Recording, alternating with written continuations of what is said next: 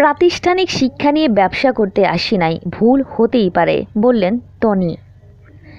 এই ধরনের পরিস্থিতির শিকার আমার জীবনে প্রথম হয়েছি। আমারও অনেক কিছু শেখার আছে। আমি তো কোনো প্রাতিষ্ঠানিক শিক্ষা নিয়ে ব্যবসা করতে আসি নাই। আমরা করতে করতে শিখছি, সেক্ষেত্রে আমাদের ভুল হতেই পারে। প্রতারণার অভিযোগে বেশ আলোচনায় সামাজিক যোগাযোগ মাধ্যমের আলোচিত মুখ রুবাইয়াত ফাতেমা টনি। অনলাইনে বিক্রির পাশাপাশি রাজধানীতে কয়েকটি শোরুমে পোশাক এবং কসমেটিক্স বিক্রি করেন তিনি। সেখানকার এক ক্রেতার অভিযোগের ভিত্তিতে ভোক্তা সংরক্ষণ অধিদপ্তর গুলশানে অবস্থিত প্রধান শোরুম সানব্রিজ বাই টনি সিলগালা করে দেয়। এর প্রেক্ষিতে মঙ্গলবার 14 মে গণমাধ্যমকে এমনটা বলেন তিনি। অভিযোগকারী অ্যাডভোকেট লুবনার সম্পর্কে তিনি বলেন, উনি অনেক ভালো একজন ক্রেতা। তার সঙ্গে আজ আমার দেখা হয়েছে, কথা হয়েছে। আমরা একসঙ্গে একটি লাইভও করেছি। অভিযোগ করে তিনি নিজেই আপসেট হয়ে গেছেন, কারণ এরপর থেকেই মানুষ আমাকে নিয়ে এত রসালো নিউজ, বাজে কথা, ব্যক্তিগতভাবে আক্রমণ করে চলেছে ক্রমান্বয়ে। আমার থেকে বেশি তিনি এটা নিয়ে কষ্ট পেয়েছেন। গণমাধ্যমের প্রতি ক্ষোভ প্রকাশ করে টনি বলেন, অভিযোগ প্রমাণের আগেই রসালো হেডলাইনে ভিউ বাড়ানোর জন্য নিউজ করা কতটা যৌক্তিক তা আমি জানি না। আমি সাধারণ কোনো ব্যবসায়ী হলে এত নিউজ হতো না। শুধুমাত্র আমি সামাজিক যোগাযোগ মাধ্যমে অনেক স্ট্রেইট ফরওয়ার্ড কথা বলি দেখে অনেকে আমাকে পছন্দ করে না, আবার আমাকে অনেকেই আইডল মানে। এখন কেউ আমাকে পছন্দ নাই করতে পারে, তাই বলে আমাকে ব্যক্তিগতভাবে আক্রমণ করা, এত বাজে এবং নোংরা কথা বলা, এগুলোর যৌক্তিকতা আমি জানি না। তিনি আরও বলেন, এমনও আমি দেখেছি কেউ বলেছে উনি মনে হয় এই ব্যবসার আড়ালে দেহ ব্যবসা করেন। এখন আপনারাই বলেন, যে মানুষটা প্রায় 250 জন কর্মী নিয়ে এত বড় প্রতিষ্ঠান চালায়, তার কি আর দেহ ব্যবসা করার দরকার আছে? ফেসবুকে আসলে মানুষ কিছু চিন্তা করে লিখে না, মনে যা আসে তাই বলে দেয়। তাই বলে গণমাধ্যম প্রতারণার অভিযোগ তুলে নিউজ বানালো, এতে আসলে আমার ইমেজ নষ্ট হয়েছে, আমাকে বিব্রতকর পরিস্থিতিতে পড়তে হয়েছে।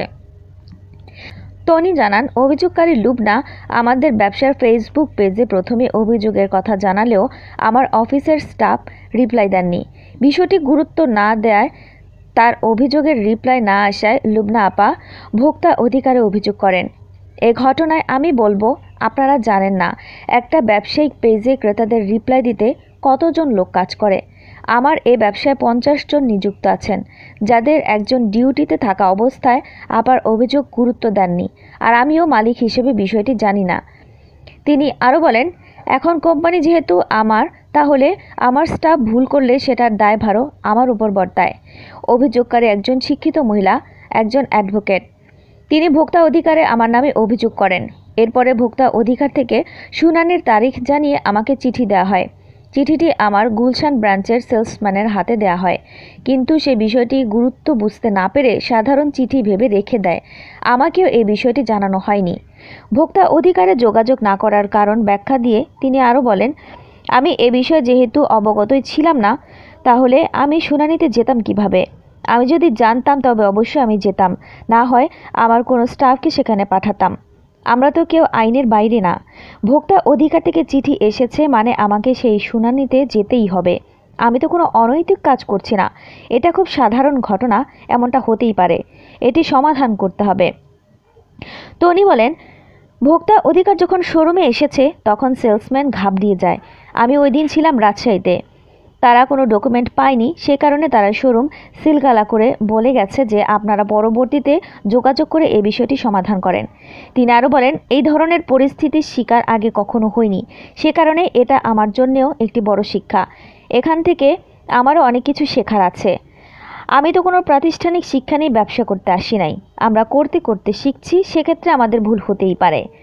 ক্ষোভ প্রকাশ করে টনি বলেন, ভোক্তা অধিকারের কাউকে কি বলতে শুনেছেন আমি গুলশানের ড্রেস পাকিস্তানের বলে বিক্রি করেছি?